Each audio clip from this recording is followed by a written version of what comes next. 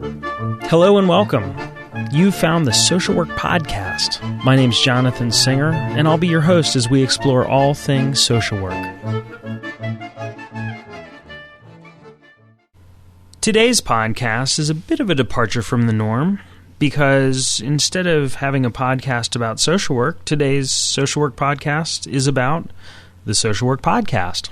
And who is our esteemed guest? None other than yours truly.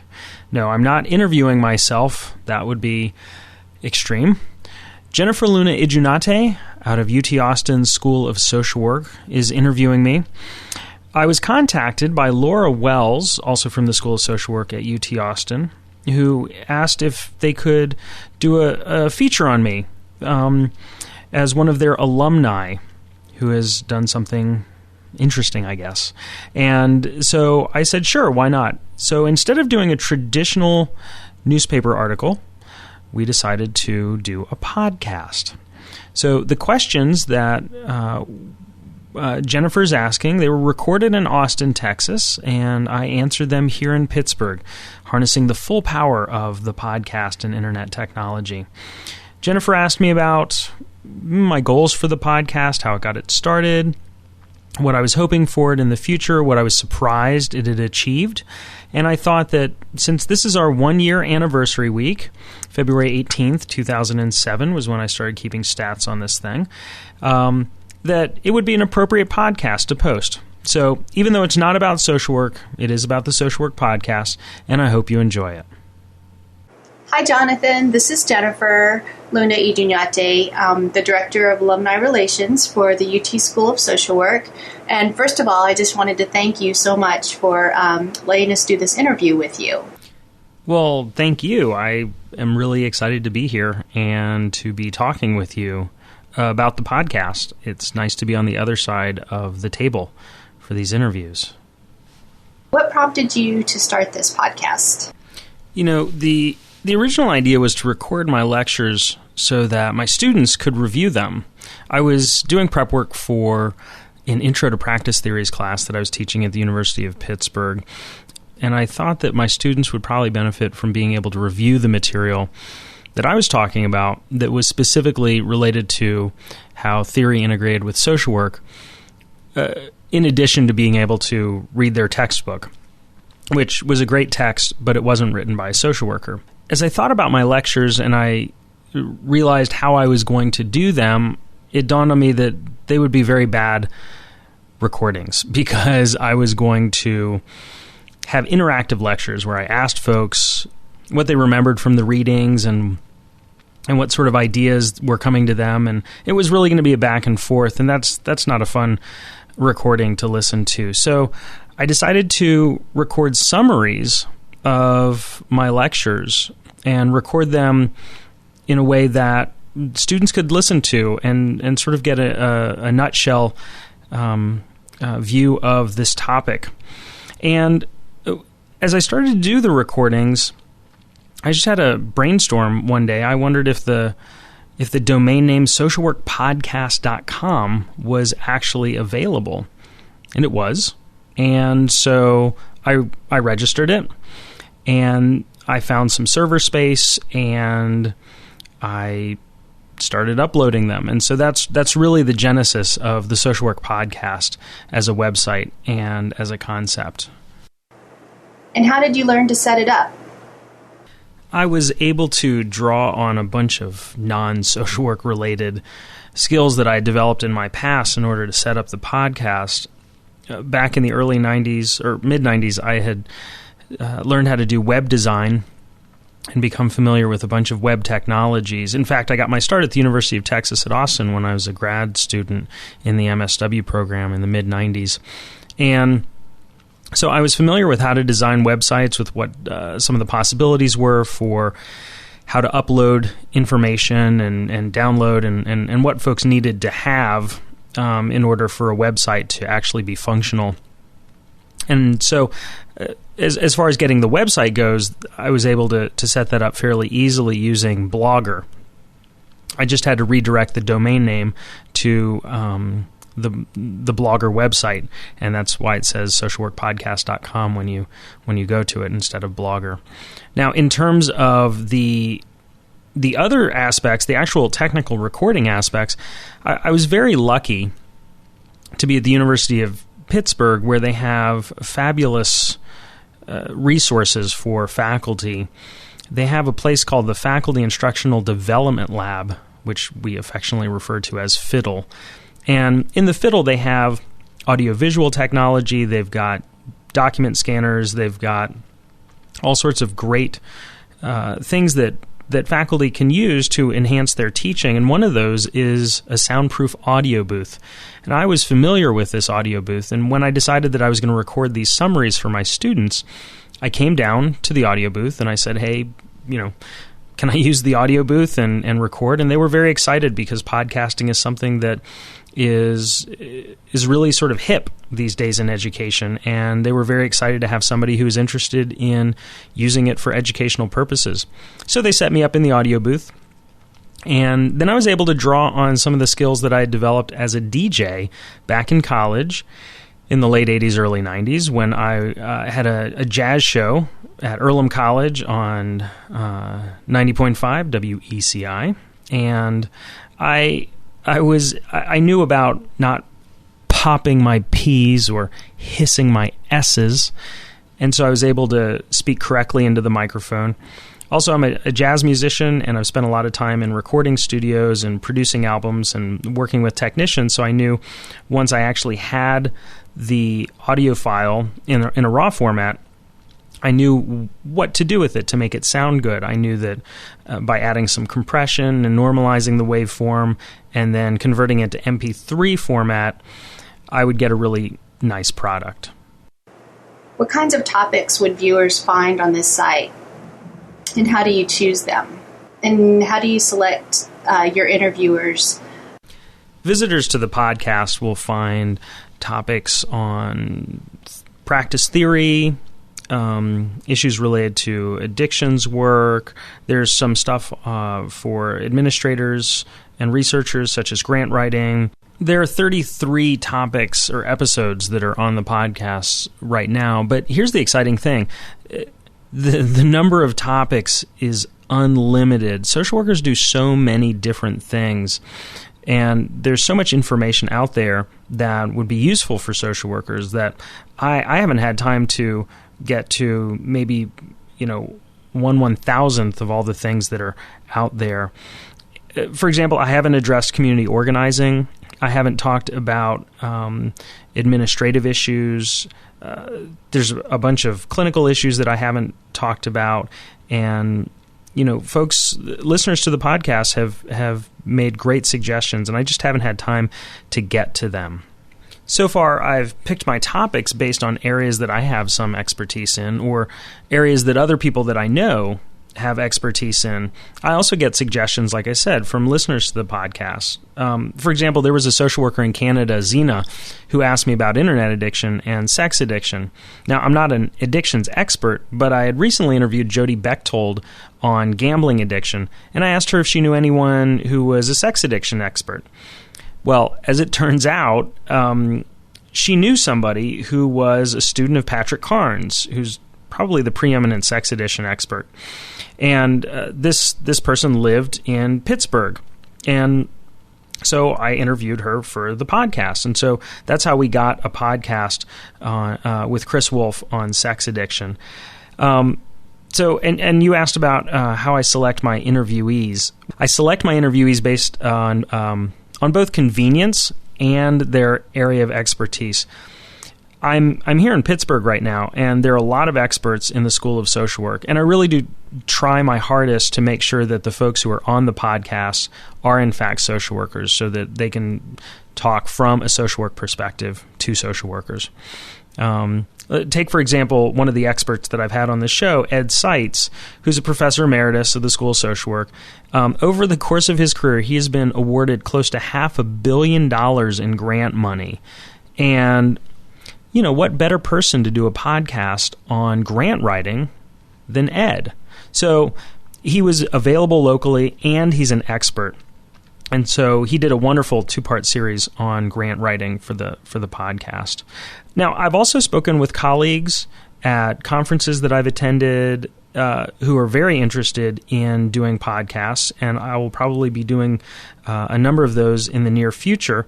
And with the technology of being able to do remote interviews using Skype, it's a real possibility. It really expands the amount of expertise that I have access to, from geographically delimited to just limited by who's willing and interested to be on the podcast. Why is this podcast important to the social work community? You know, that's a great question. And I suspect there are probably some people who think that podcasting is just another technology fad that will come and go. But I really think that podcasts have been adopted by the public and the academic community as an invaluable resource.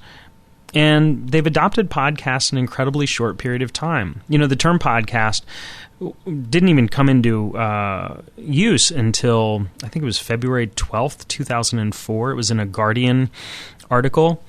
And so even though there's been downloadable audio and video on the internet for a decade now, really this idea of having something that you can subscribe to that gets delivered straight to your computer is something that is new, relatively new in the last couple of years. And I think that one of the reasons why podcasting has been so widely and rapidly adopted is that it plays into one of America's core values, which is what I want, when I want it. And we can debate the virtues of such a value, but you know, to answer your question, I think that podcasting is important for the social work community on a number of different levels. First, the podcast is a resource for social workers in the field, in supervisory positions, social work educators, researchers, and even policymakers. You know, this podcast provides easy access to professional quality information on topics that social workers need to know about. The podcasts are convenient. They're available on demand 24/7, 365. And you can listen to them any way you want. So if you want to listen to them on your MP3 player, you can download them. If you want to listen to them on your computer, you can do that too. You can even download them and burn them onto a CD player, pop them in your car, and then listen to them on your drive to work. You know, and this speaks to another value of the podcast for the community, and that's that the podcast is free. Unlike most of the audiovisual materials that are available to social workers, podcasts don't cost anything. Of course, I have to pay for server space, and there's certainly a huge amount of financial support that the University of Pittsburgh is providing to get the high-quality podcasts. But technology makes creating podcasts relatively cheap and inexpensive. I guess that's a little bit redundant, but makes it very possible for nearly anybody to do as long as you have the right material, the right equipment.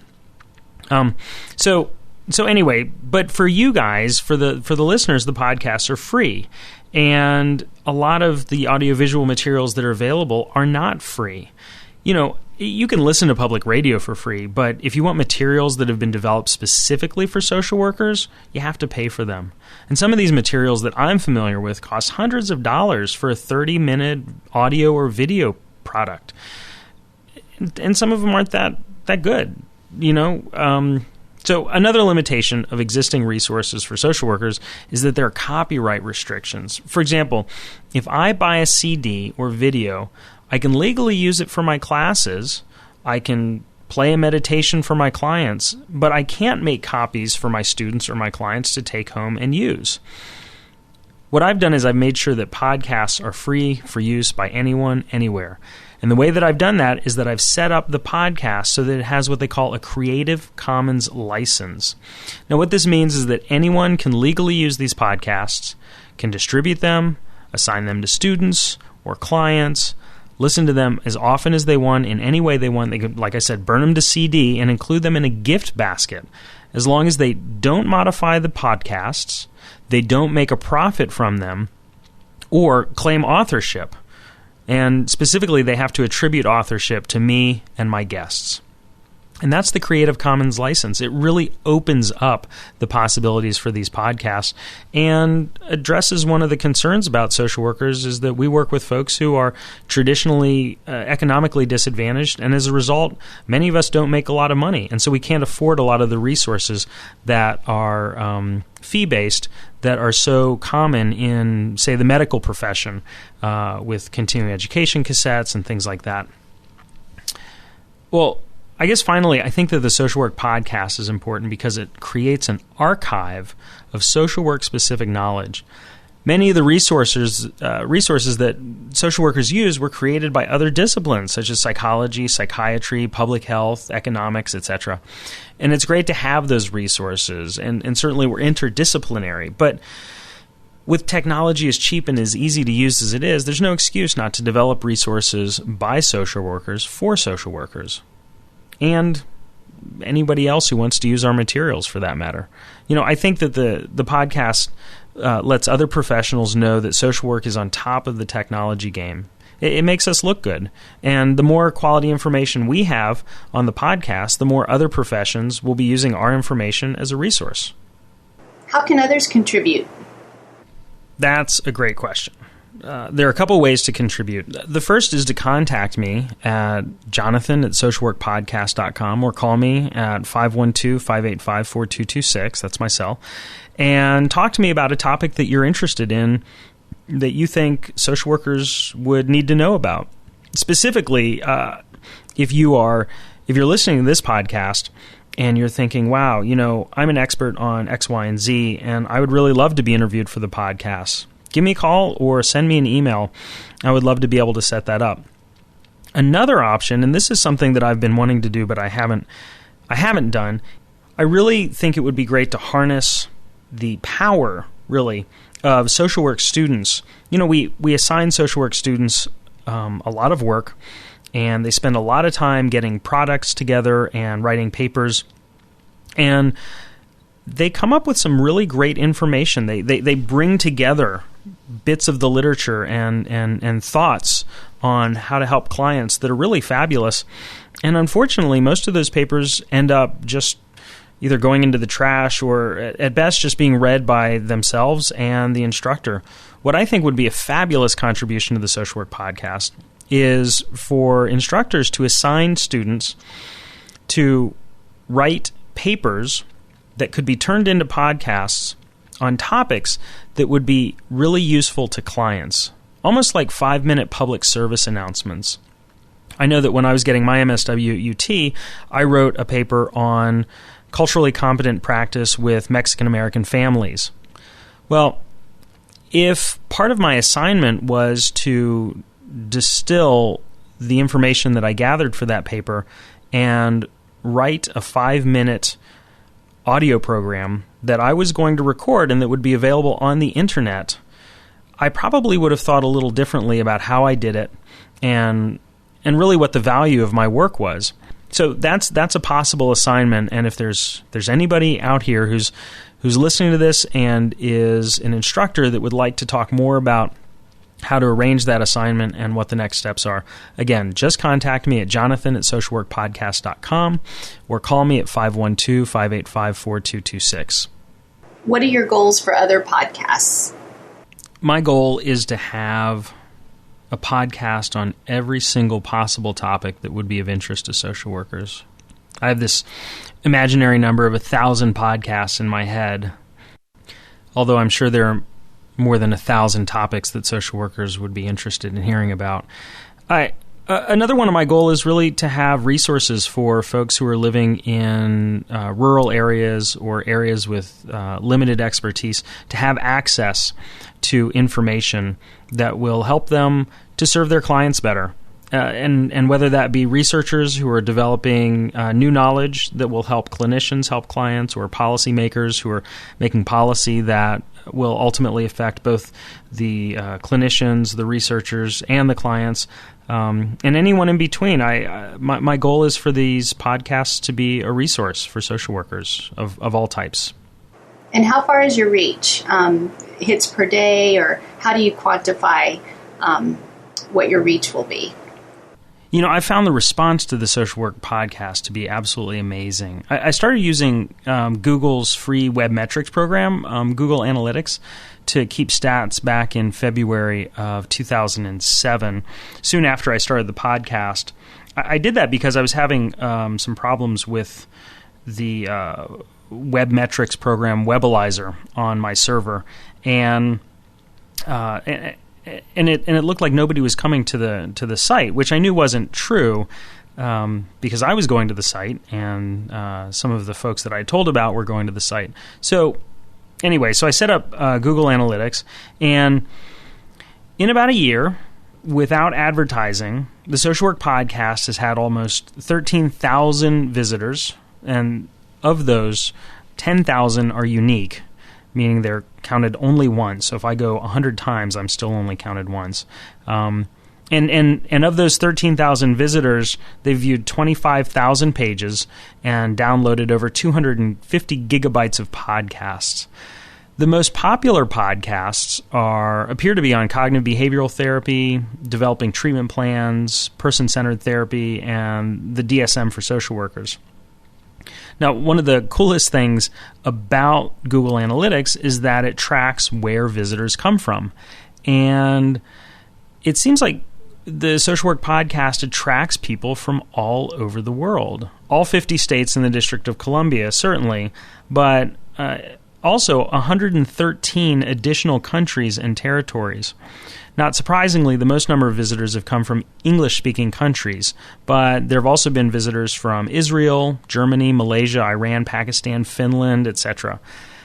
And for me, because the podcast is accessed internationally, it really makes me think more about how I'm contextualizing the podcasts. I'm more aware of how some topics might be very different in different parts of the country and different parts of the world.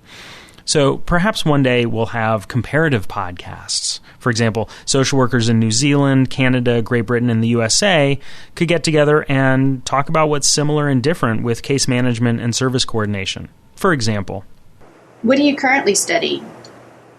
I'm currently a doctoral student at the University of Pittsburgh. I'm finishing up my PhD, and really my areas of interest have to do with using technology in social work education, developing interventions for families where there's a child who's suicidal. I have a related interest in how students learn suicide assessment and crisis intervention, and I'm particularly interested in developing excellent trainings around those areas. My dissertation is actually a qualitative analysis of interviews that were taken with moms with mental illness who brought their kids in for mental health services, and I'm looking at what some of the issues were around access to care, barriers, facilitators, and things like that. So I'm not done with the analyses yet. I'll let you know what I find when I'm done. Who do you target for your audience? Who do you think would find your podcast most useful? Generally, I target social workers. I think that students will probably find the podcast most useful simply because they tend to be more general in coverage. If you're a researcher and academic, then you have an area of expertise, the depth of understanding, because you spent a gazillion hours reading up stuff. And so my podcast might not be as useful or interesting unless you're looking for something perhaps to critique. The other target audience, of course, is educators who are looking for things to give to their students that might bring to life some topics. One of the areas or constituents or groups of people that I've been most surprised by that have contacted me about the podcasts, although it's not surprising when I think about it, is folks who are studying for their licensure exam. I've had a number of folks write me and say that they really used the social work podcasts, particularly the ones covering theory, in preparation for their licensure exam, and that they thought that they did much better on their licensure exam as a result of listening to the podcast. So, again, social work students, educators, clinicians in the field who are interested in getting these general overviews of information that is provided on the podcast. What did you find during this experience that you didn't expect? I didn't really expect so many people to be as excited or interested in the podcast as they are.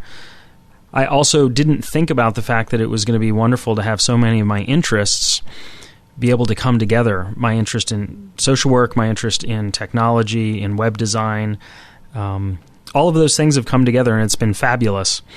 And I think, maybe on a broader level, one of the things that I didn't expect was how the process of developing podcasts and thinking about podcasts has improved my public speaking. I do fewer ahs and ums, although I still do them. So it's improved my public speaking, and I think it's made me a better teacher because I'm more focused in my lectures and I have a better idea of what it is that I'm going for when I actually start a lecture. What's my goal for learning? What do I want my students to get out of it? Rather than just sharing a bunch of random information that somebody somewhere thought was interesting. Okay, and finally, are there any other interesting thoughts that you'd want our listeners to know? I guess a final thought would be to have social workers think about what they want technology to do for them. How can we use technology to make our jobs easier, to improve the quality of services that we provide to our clients? I think a lot of times social workers are forced to use technology, computer programs or electronic medical records or things like that were not designed by social workers and therefore make our jobs more difficult. Likewise, in academia, I think people use programs like Blackboard or Moodle or other internet technologies for teaching, and they're cumbersome and they take a lot of time, and that social workers, instead of thinking about what applications they would most like to use, they are handed applications and said, "Here, use these." I think that the more we think about this, the better we'll be able to do our jobs. And as kids grow up texting each other and using MySpace and really being involved with computer technology in ways that older generations never were, I think that we're really going to miss out on some opportunities to connect with clients and to really avail ourselves of technology that will help us connect with them and help them. So this is what I call Social Work 2.0, drawing from the concept of Web 2.0, where increased social networking and interaction has turned the internet from being a series of static web pages to more of an interactive experience. And I really see social work as having the potential of creating uses for technologies that take us into the next era of social service delivery. So that's my little soapbox of technology and social work, and I hope that the Social Work Podcast is a positive use of technology for folks who listen to it and for folks who use it. And Jennifer, even this interview, I think, is a great example of a good use of technology. You're in Austin, Texas. I'm in Pittsburgh, Pennsylvania.